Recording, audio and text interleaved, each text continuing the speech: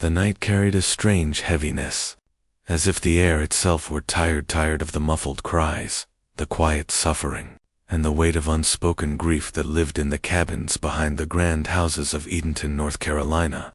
Even the moon seemed reluctant to shine fully, hiding behind thin clouds. Its dim glow fell across the narrow yard where a small girl stood barefoot, watching the sky with eyes far too deep for her 6 years. Her name was Harriet, just Harriet. Slaves rarely had more than a first name, and even that belonged less to them and more to the people who owned them. Those closest to her called her Hattie, a nickname her mother used with gentle affection. Harriet did not yet understand what it meant to be owned, but she would soon. A childhood balanced between tenderness and chains, Harriet's earliest memories were filled with contradictions. Inside her tiny slave cabin built of rough wood with cracks that let in winter winds, she found warmth only in her mother's arms, and laughter only in the presence of her younger brother. William, her mother, Delilah, was soft-spoken, with a quiet sadness that clung to her like a shadow. At night, when she thought her children were asleep, she cried silently, trying not to wake them. Harriet never asked why. She had already learned the unwritten rule that governed every slave's life. Some questions chained you faster than any iron. Yet her mother still tried to give her children the illusion of normal. Childhood songs hummed while cleaning, stories whispered at night, smiles forced through exhaustion, and Harriet, in her innocence, believed life was simple and safe within that tiny cabin. But the world outside, the world belonged to someone else. The mistress who offered light, Harriet's owner. The kind Mrs. Horniblow treated her with an unusual gentleness. Unlike most slave mistresses, she allowed Harriet inside the main house, taught her to read simple words, and let her sit by the fire during cold evenings. Some called it generosity. Others called it dangerous hope. Harriet, however, believed childishly, wholeheartedly, that this affection meant something. She felt loved, protected, almost as if she were a part of the family and not their property. She never imagined that love in slavery could vanish in a single moment. The morning the sun didn't rise one early morning, as Harriet prepared to help with chores, the mansion door flew open with a violent crash. The overseer rushed out, his face pale. "Mrs. Horniblow has passed away," he announced to the stunned servants. The yard fell silent. Harriet froze, her heart thudding painfully. Mrs. Horniblow had been the one constant, the one soft presence in her world. Harriet ran into the house, trembling, and found her mistress lying motionless, surrounded by whispering relatives. Harriet reached for her hand, hoping to feel the familiar warmth. It was cold. Something inside the little girl cracked, though she couldn't name the feeling yet. What she didn't know, what nobody dared tell her, was that her mistress's death meant far more than personal loss. It meant that Harriet's future, once safe in soft hands, was now exposed to the cruelty of legal inheritance. Harriet was property, and property had to be reassigned. A new master, a new darkness. Miss Horniblow's nephew, Dr. James Norcom, claimed Harriet as part of the estate. He was a tall man, with a stare that felt like a grip on the skin. His voice was smooth, too smooth, the kind that drifted between kindness and threat without warning. The first time he looked at Harriet, she felt something, not pain, not yet, but a sudden tightness in her stomach. She shrank behind her mother's skirt, sensing that this man's presence brought a danger she could not understand. Mrs. Norcom, his wife, was no better, jealous, sharp-tongued, resentful. Her eyes followed Harriet with cold suspicion, as though the little girl were already guilty of something. This household did not carry the gentle warmth of her former mistress. It carried tension like a storm waiting to break, the law that stole childhood within days. Harriet heard words she had never heard before. Everything changes now. She belongs to the doctor. Belongs. The word stung more than any slap. Harriet asked her mother what it meant, and Delilah held her close, struggling to speak. Finally, she whispered the truth Harriet was too young to bear. In this world, my child, you were born a slave, and the law says you will remain one. Harriet blinked, confused. How can a law tell me who I am? Delilah didn't answer. She just cupped her daughter's face gently. Harriet was beginning to learn one of slavery's most brutal realities. A child had no childhood when her body, future, and freedom belonged to another. The first real fear a few weeks after moving under Dr. Norcom's authority. Harriet noticed something that unsettled her. His gaze lingered on her too long. His compliments were too soft, too personal. Even though she was still only a young girl, he bent too close when speaking. His hand brushed her shoulder unnecessarily. His smile was wrong. Something she felt rather than understood. Instinct screamed inside her. Run, stay away, hide. Harriet's mother sensed it too. She pushed herself between them whenever she could, eyes constantly alert, her body tense with dread. But even Delilah knew she could not protect her daughter forever. A mother's warning one bitterly cold night, Harriet sat outside the cabin, staring up at the moon half hidden, half shining, like her own uncertain world. Delilah joined her, wrapping a worn shawl around both of them. Hattie, she said softly, there will be a day when I cannot shield you. But listen to me. No matter what this world makes of your body, your soul was born free. Harriet frowned. If my soul is free, why isn't the rest of me? Delilah's voice cracked as she answered. Because this world is not fair, my child, but unfair worlds still fall, and free souls learn to fight. Harriet leaned into her mother's side, her small hands clutching tightly. That night marked the end of whatever remained of her innocence. For the first time, she understood dimly, painfully what hideous thing awaited enslaved girls as they grew older. Dr. Norcom's presence was no longer just unsettling. It was a threat, a growing shadow that would pursue her from girlhood into womanhood. A new kind of cold winter deepened, seeping through the cracks of the cabin. Harriet often woke shivering, even when pressed against her mother and brother for warmth. But the cold she felt inside was something different, something sharper, the cold of fear, uncertainty, and powerlessness. Slavery had many forms of cruelty, but its first and most lasting wound was always the same. It stole a person's sense of safety, and now? Harriet had lost hers, the beginning of a long, terrible journey later in her life. Harriet would write, "Slavery is terrible for men, but it is far more terrible for women." At 6 years old, she could not yet grasp the full truth of that statement, but she felt its beginnings, the unease, the dread, the sense that something dark and inescapable was closing around her. Standing in the yard one evening, she looked up at the moon again and whispered a tiny prayer. God, one day, please give me freedom. She didn't know it yet, but the path to that freedom would be filled with unimaginable pain, courage beyond measure, and a fight for survival unlike any other. The journey had just begun, but so had her strength. The days after Harriet's transfer to Dr. Norcom's household moved slowly like hours, soaked in thick molasses, each one sticking to her skin, leaving her restless, uncomfortable, and afraid. The mansion, which seemed grand and beautiful to outsiders, felt to Harriet like a gilded cage. Every step she took within its walls echoed with a silent warning she could not yet articulate. Harriet was still a child, but slavery had a way of accelerating childhood, squeezing innocence until it vanished like mist in a harsh morning sun.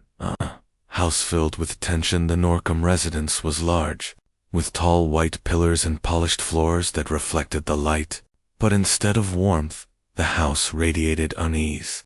Servants moved on quiet feet, always alert, always careful. Even the slightest mistake might spark a rage from the mistress. Mrs. Norcom had sharp features and a sharper tongue. Her words could cut deeper than a whip, and she wielded them with the same pleasure others reserved for fine embroidery or conversation. Harriet quickly learned to read the signs, the tightening of the mistress's jaw, the narrowing of her eyes, the stiffening of her posture. These were warnings of storms that could erupt without reason. The mistress didn't like Harriet. No, she hated her, not because Harriet had done anything wrong, but because she was young, beautiful, and intelligent. Qualities the mistress believed made her a threat. A threat to what? Harriet didn't know yet, but she would learn. The doctor's eyes. Norcom moved through the house like a man who believed the world existed for his convenience. He rarely exerted physical violence, not because of mercy, but because he preferred subtler tools: intimidation, manipulation, fear. Harriet often felt his gaze on her.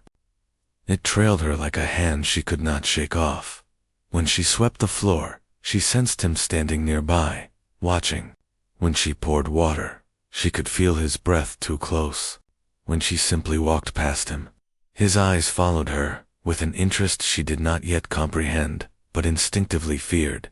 Harriet was still a child, yet something inside her recognized the danger with a clarity beyond her years. Her chest tightened whenever he entered a room, and her body tensed, ready to run, even though she had nowhere to go.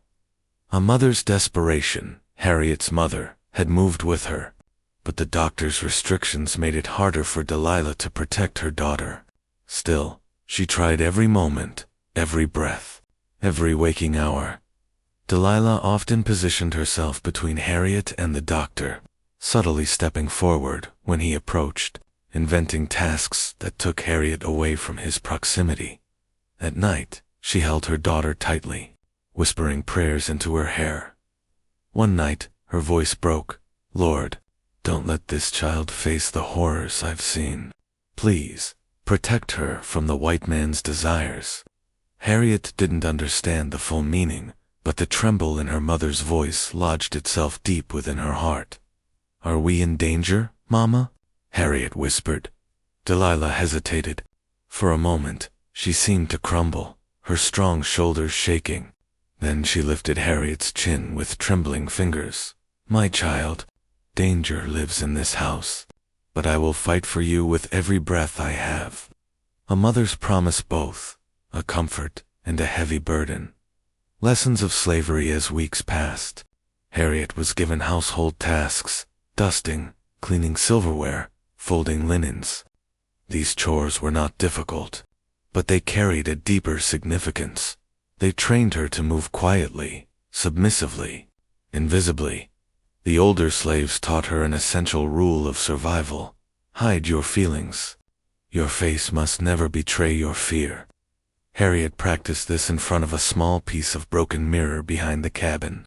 She tried to smooth her expression, to force a calm she didn't feel, but every time she was near the doctor, her hands betrayed hers, shaking faintly, clenching into small fists, gripping her apron tightly. The mistress's jealousy. Norcom watched her husband's lingering looks with growing suspicion. Though Harriet was still a child, jealousy didn't wait for reason. It thrived on insecurity. The mistress's hostility escalated. She assigned Harriet heavier work, scolded her for minor faults, and occasionally struck her with a handkerchief box or a slipper, never enough to leave marks visible to others, but enough to remind Harriet of her place. Harriet endured in silence. Slaves were taught not to cry. Tears solved nothing.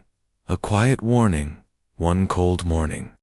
While Harriet was polishing silverware in the kitchen, the cook, an older slave named Aunt Martha, leaned close and whispered, "Keep your distance from the doctor, child."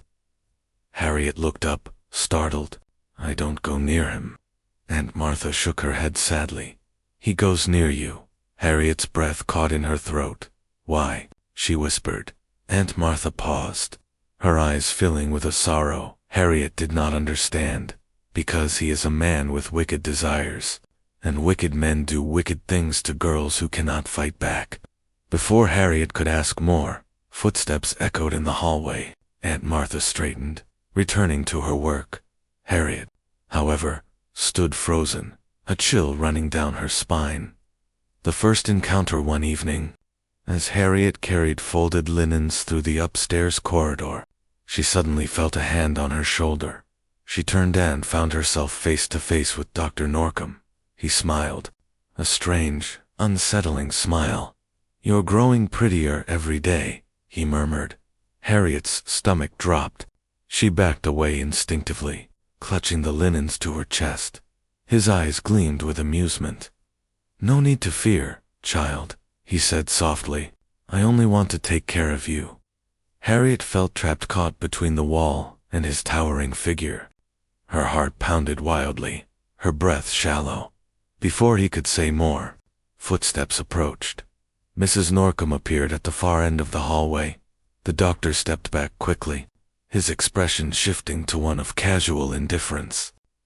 Harriet ran past the mistress and didn't stop until she reached the kitchen, shaking uncontrollably.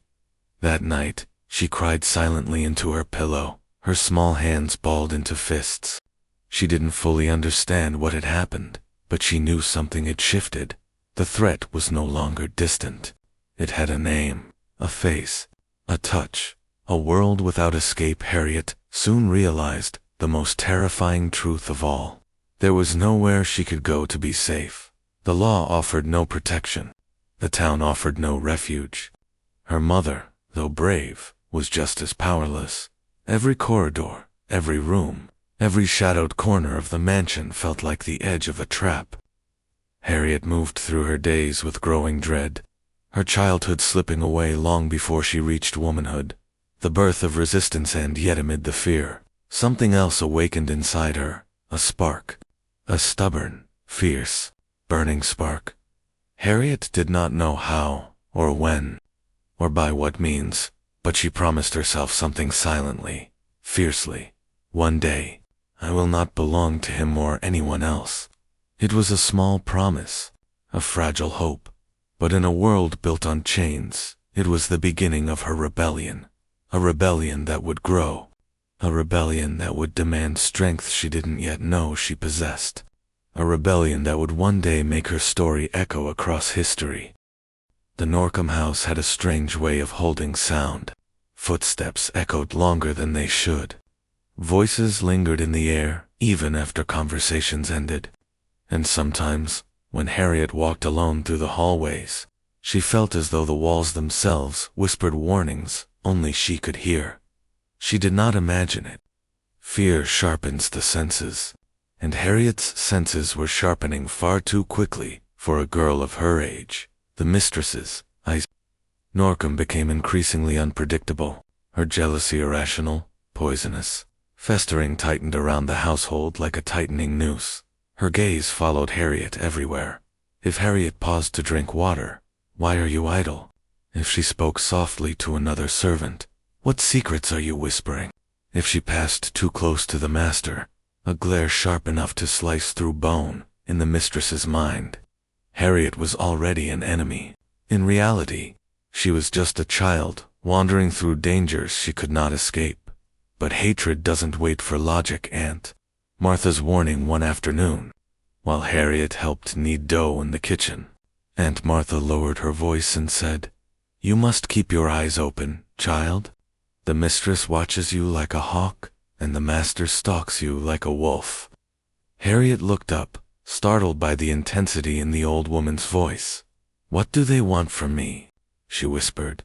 Aunt Martha paused, her weathered hands stilling over the dough.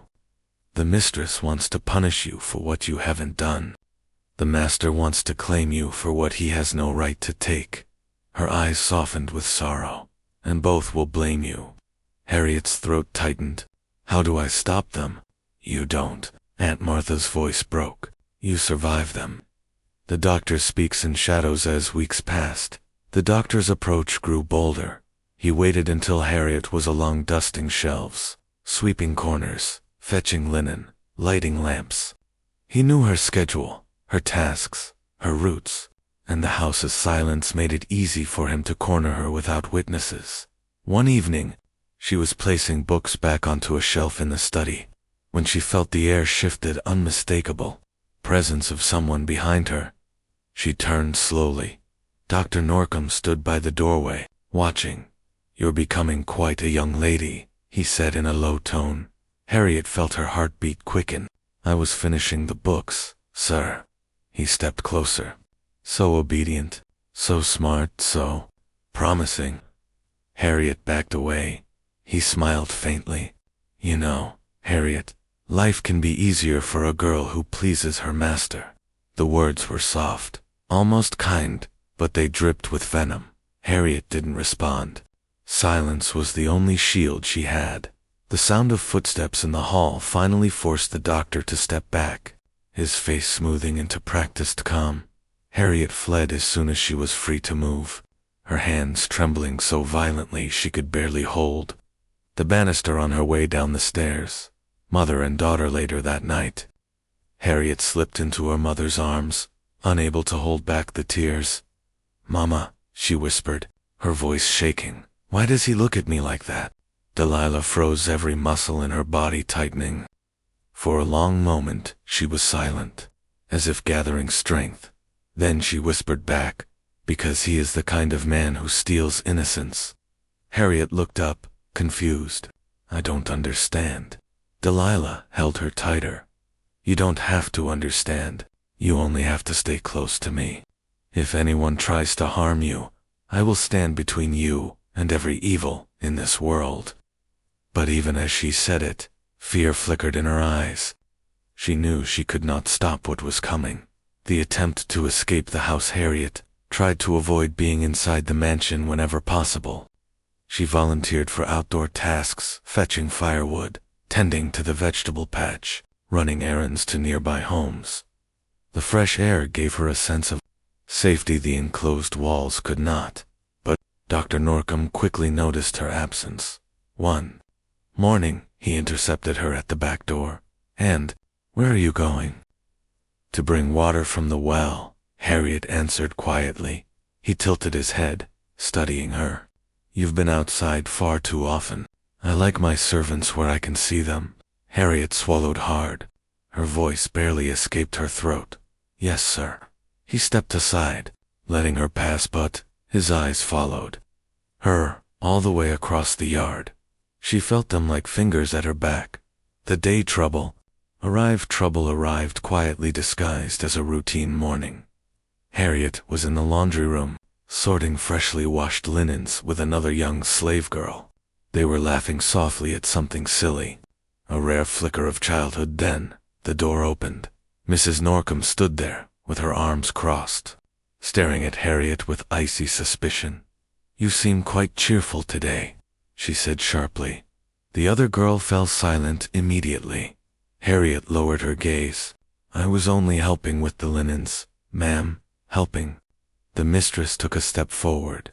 "Or gossiping about my family, whispering lies, plotting mischief." "No, ma'am."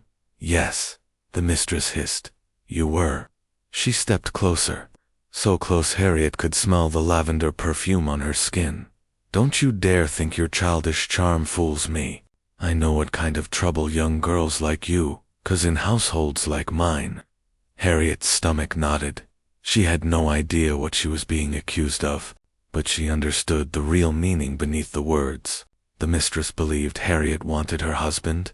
A horrifying irony, because Harriet spent every waking moment trying to escape his attention. That night, Harriet cried until sleep finally overtook her. The walls that heard everything in the darkness of her small cabin. Harriet realized something crucial. The Norcoms controlled her world, her body, her time, her future. But they did not control her thoughts or her spirit. And in that late night stillness, another realization bloomed. The walls of that house heard everything, but they would not hear her break. The doctor's promise. A week later, Dr. Norcom approached her again, this time in the garden. He spoke softly, as if he were offering a kindness. "When you're older," he murmured, "I have plans for you. A comfortable life, a house of your own. If you obey." Harriet froze. A house of her own. No slave had such a thing. She trembled, unable to speak. The doctor leaned closer. "You will belong to me alone." The words made her entire body go cold. Harriet ran the moment he stepped back. her breath coming in gasps. She understood now. With terrifying clarity, the doctor was not waiting for her to become a woman. He was waiting for her to become vulnerable, claimable, trappable, and the mistress. She would blame Harriet, not him. The walls were closing in, the birth of defiance, but Harriet was not weak. Something inside her small, but fierce, rose like a spark inside a storm. That night she whispered to herself, "I will not let him own my future. I will not let this house take my soul." It was the first seed of rebellion, tiny, fragile, but alive, and even a spark, if protected, could one day ignite a wildfire that changed everything. Time in the Norcom household flowed like slow poison, colorless, tasteless, impossible to escape. Harriet grew older, and with every passing year, the invisible chains around her tightened. Childhood did not end quietly for enslaved girls. It ended with fear, with stolen glances over the shoulder, with the sickening awareness that danger walked behind them. Harriet was now 12, old enough to understand everything, young enough to still be terrified. Growing up under watchful eyes, the change in Harriet's body did not go unnoticed. She was growing taller, her features softening into early beauty. Her steps lost some of their childish bounce. Her voice became gentler, her movements more graceful.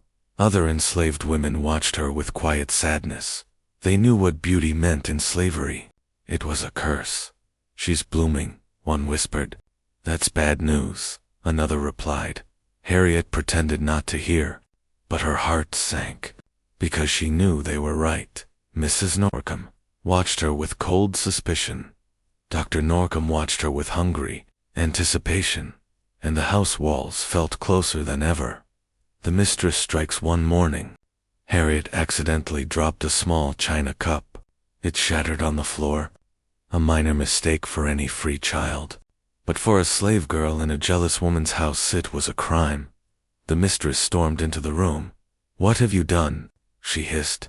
"Do you destroy everything you touch?" I'm sorry, ma'am," Harriet whispered. Panicking, Mrs. Norcom's hand flashed out and slapped Harriet hard across the cheek. "You sly little creature," she shouted. "You think he doesn't look at you? You think I can't see what you're trying to do?" Harriet staggered back, stunned. "I'm not doing anything," she cried. "I swear, Liar." The mistress slapped her again. Then again. Each blow rang through the room like a painful echo.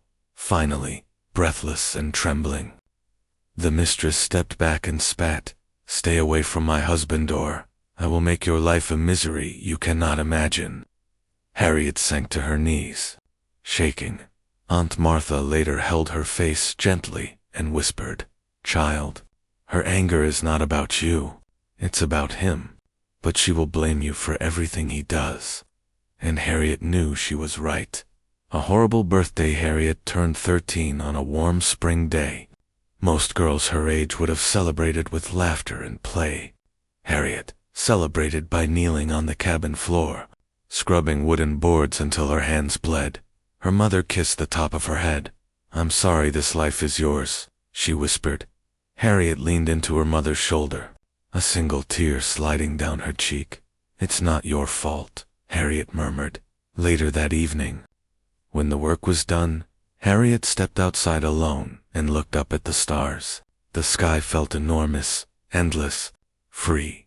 She wondered why freedom belonged to the sky and not to her. The doctor's first claim the next morning changed her life forever. Harriet was sweeping the front hallway when she heard slow, deliberate footsteps behind her. She stiffened. She didn't need to look. It was him. Dr. Norcom leaned against the doorway, arms crossed. "You're becoming a fine young woman," he said softly. Harriet swallowed. "I tried to do my work well, sir." He smiled, slow, predatory. "You misunderstand me. I'm speaking of your growth." Harriet's stomach twisted. "You will soon be of age to serve me in ways far beyond this house." Her breath caught. "Sir, please." He stepped closer, lowering his voice. "I will build a small cottage for you, a private place for you to live. Near me. You will be comfortable, protected, privileged. All you need to do is please me."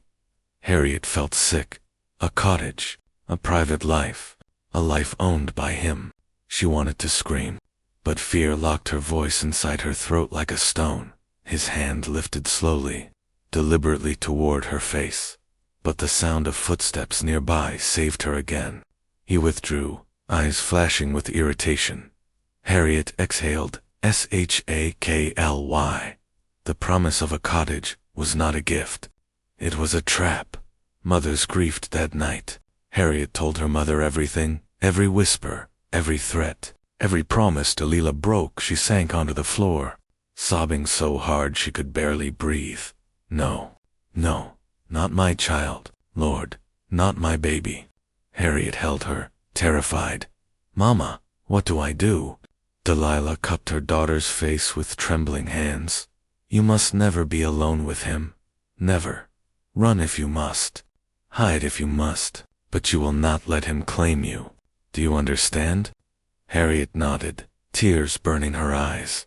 "I will try, Mama." "No," Delilah whispered. "You will do more than try. You will fight." An unexpected loss, eh? Few months later, tragedy struck. Delilah fell gravely ill. Fever gripped her body, stealing her strength. Harriet stayed by her side day and night, terrified that each breath might be her mother's last dot. And one cold morning, it was. Delilah died before dawn. Harriet screamed a raw, broken sound that tore through the cabin. She clung to her mother's lifeless body, sobbing until she could no longer breathe. With her mother gone, something else died inside her, her last shield, her protector, her one source of safety. Now she was alone, defenseless, vulnerable. The doctor knew it. The mistress knew it. Everyone knew it. And Harriet understood something terrifying. Her mother had been the only barrier between her and the doctor's plans. The doctor returns only a week after the funeral. Harriet was summoned to the mansion. She walked up the steps with heavy feet, her grief still fresh, her heart cracked and raw. Dr. Norcom was waiting for her. He looked at her with a calm, satisfied expression. "You're alone now," he said softly, "and I take care of what belongs to me." Harriet felt the room spinning. Belongs to me. Her mother wasn't even cold in the ground, and he had already claimed her future. Her voice trembled. "I don't belong to you." The doctor's face flickered with surprise, then darkened. His voice dropped to a chilling whisper. "Oh, but you do." The birth of courage Harriet left the mansion shaking. But something had changed. Fear still wrapped around her like chains, but beneath it, anger flickered. Resolve hardened. Defiance small, but real took root. She whispered to herself, "I will not become what he wants. I will not let him steal my life." Her mother's last words echoed in her mind. "You will fight." And Harriet would, even if fighting meant suffering, even if it meant running, even if it meant hiding in the darkest corner of the world. Her battle had begun. The world felt different without her mother, quieter, colder, more dangerous. Harriet moved through the Norcom household like a shadow, silently, carefully, always watching for the doctor's footsteps and the mistress's temper. But something inside her had changed. Before, she was frightened. Now, she was frightened and angry. Anger was new. Anger was dangerous. Anger was powerful. And anger would soon lead her to her first act of rebellion. Whispers in the night a week after her mother's death. Harriet lay awake in the small cabin she shared with her younger brother, William. He was only 10, too young to understand the growing darkness surrounding his sister. That night, William whispered, "Hattie, are you okay?" Harriet swallowed the lump in her throat and forced a smile he could not see in the dark. "Yes, Willie, go back to sleep." But she couldn't sleep. She stared up at the cracked ceiling, listening to the distant creaking of the mansion's wooden beams. She imagined the doctor pacing inside his room, imagining her future, a future she would fight against until her last breath, her fists clenched beneath the thin blanket. No, not me, not my life. The doctor's written threat. The next morning, Harriet was sent to clean the doctor's study. Books lined the shelves, their spines gleaming. Papers lay in neat stacks on the large mahogany desk. As she dusted, she noticed something, a folded piece of paper with her name on it. Her heart lurched. She hesitated, but curiosity pushed her forward. She unfolded the letter with trembling hands. Inside was a chilling message. I am preparing a house for you, a special place, far from this one, where you will belong only to me. I will protect you from all harm, if you obey.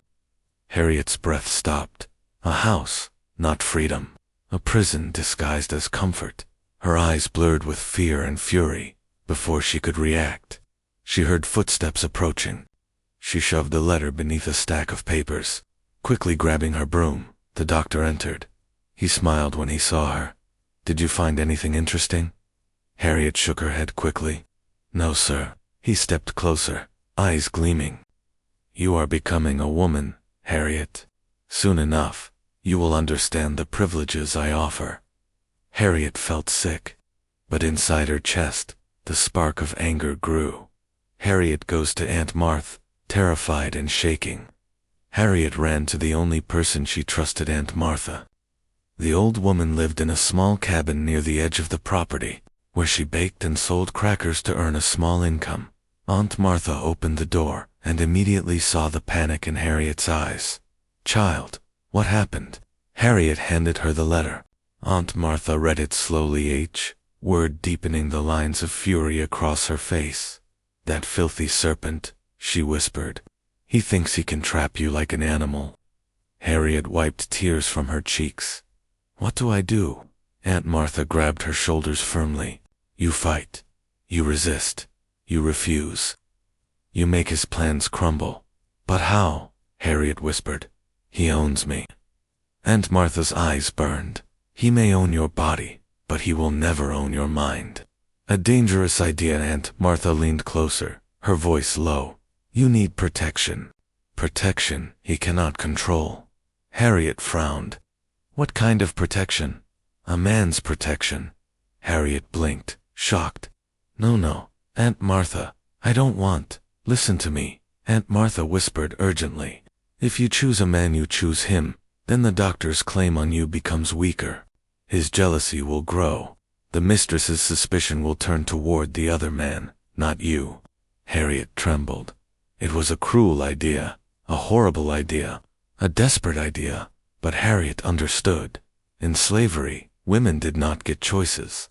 They only chose the least painful chain. She whispered, So you want me to give myself to someone else? So he can't take me? Aunt Martha squeezed her hand. I want you to survive. Harriet lowered her head. Survival, not love, not freedom, just survival. But she nodded. I understand. I knew there was a free black man in town named Samuel, a skilled carpenter. He was strong, respectable, and deeply kind.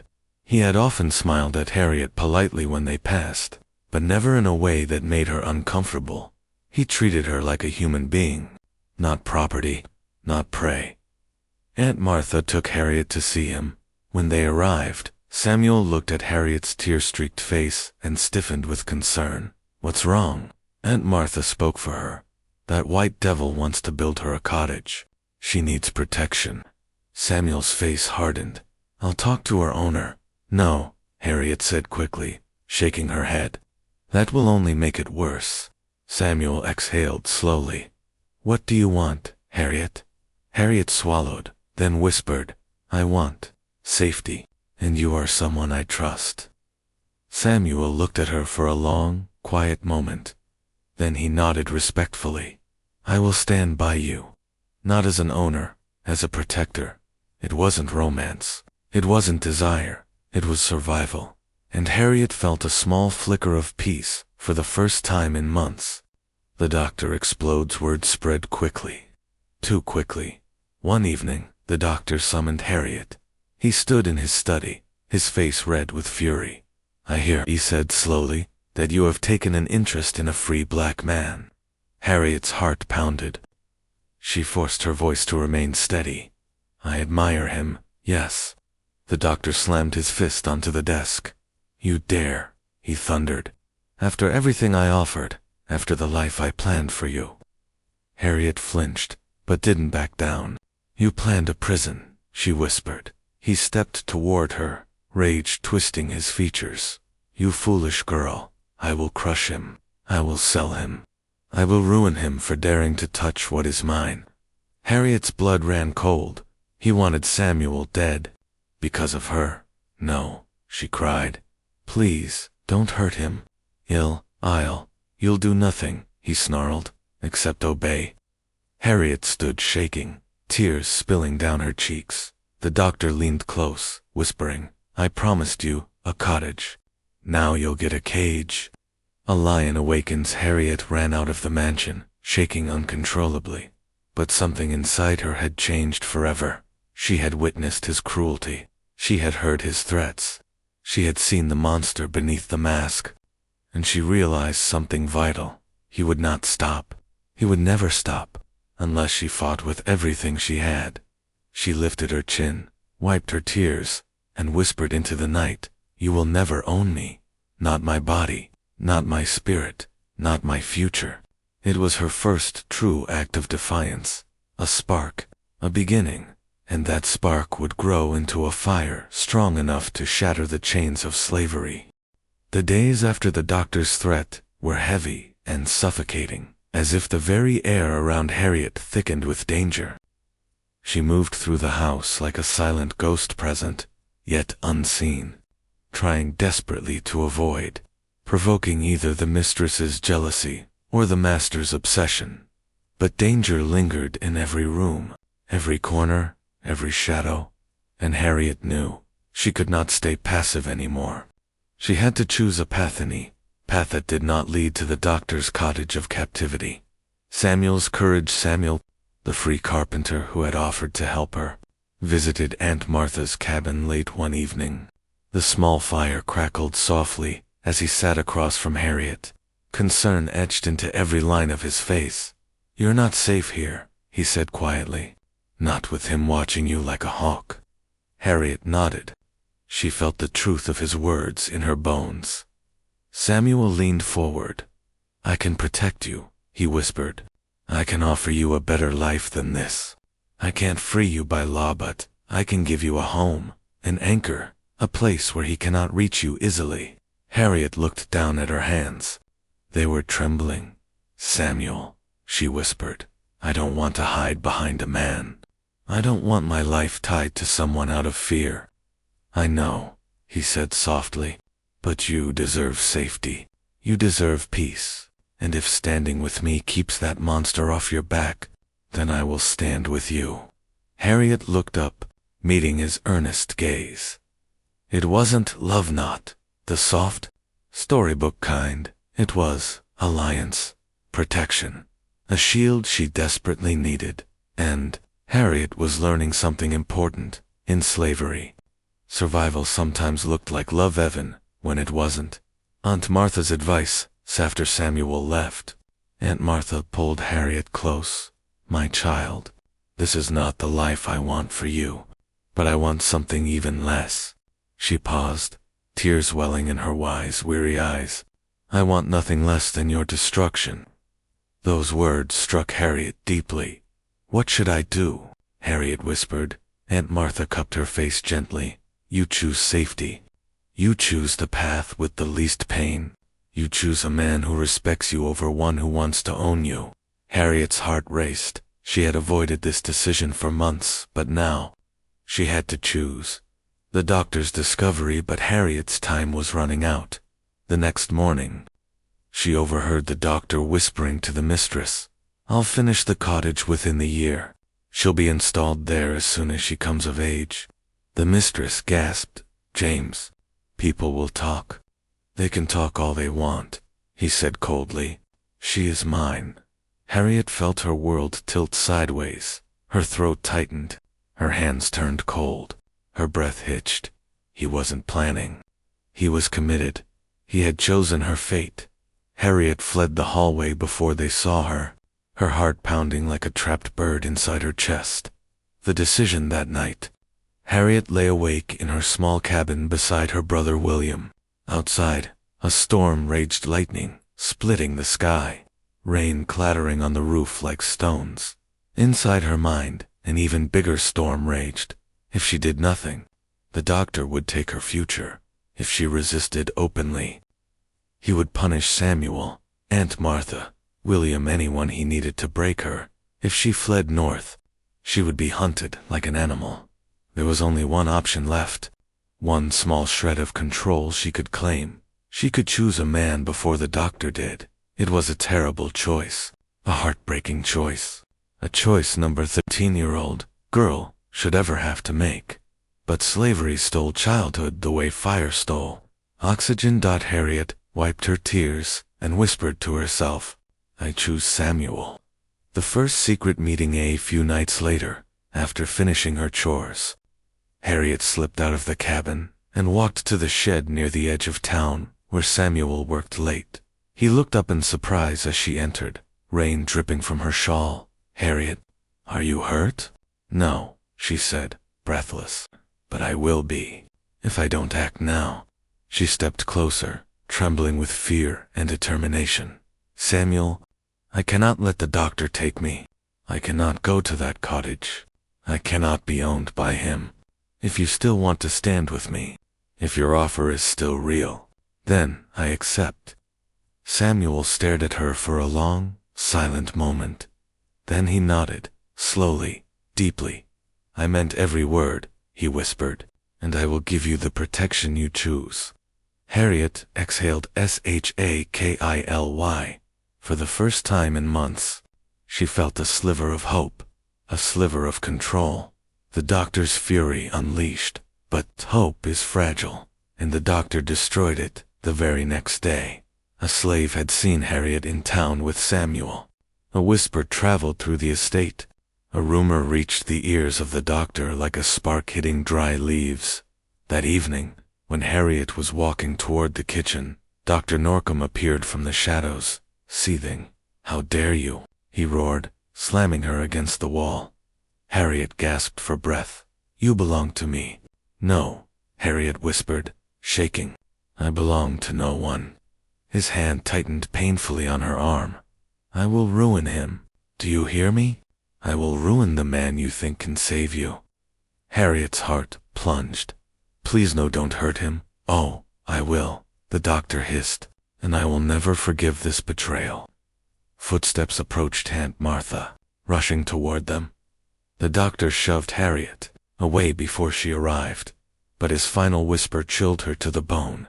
You cannot escape me. Not with another man. Not with anyone. Harriet's breaking point that night. Harriet collapsed onto her straw mattress and sobbed until her body ached. William tried to comfort her, but he didn't understand the depth of her despair. She felt trapped on all sides. The doctor was furious. The mistress was suspicious. Samuel was in danger. Her brother depended on her. Her grandmother was her only refuge. And Harriet. Harriet was just a girl, but a girl whose spirit refused to die.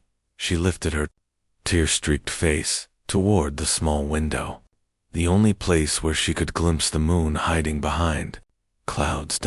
And she whispered, fierce and trembling, I will not surrender. I will not be owned. I will find a way out. That sentence was not a hope. It was a vow. The vow that would one day push her into the darkest hiding place imaginable. The vow that would turn her into a legend. Harriet Jacobs had survived more than any girl should ever be asked to endure. The doctor's obsession, the mistress's jealousy, the weight of slavery's cruelty, and the unbearable choice she was forced to make. But nothing hardened her spirit.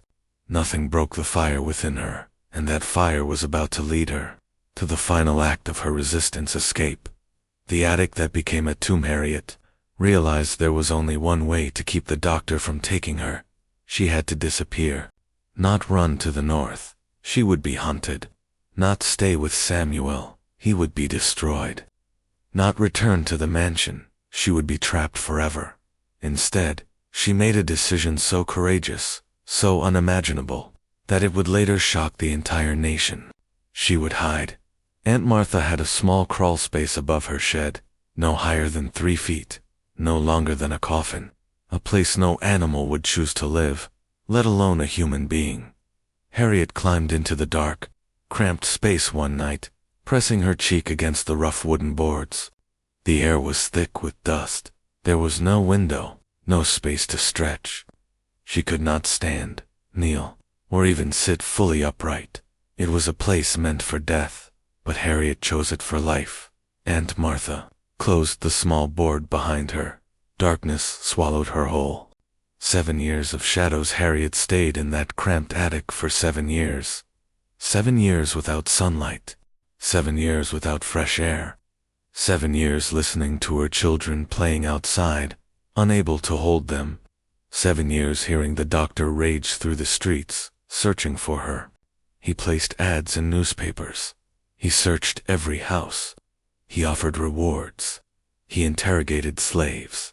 But Harriet had disappeared so completely that people believed she had fled far north. No.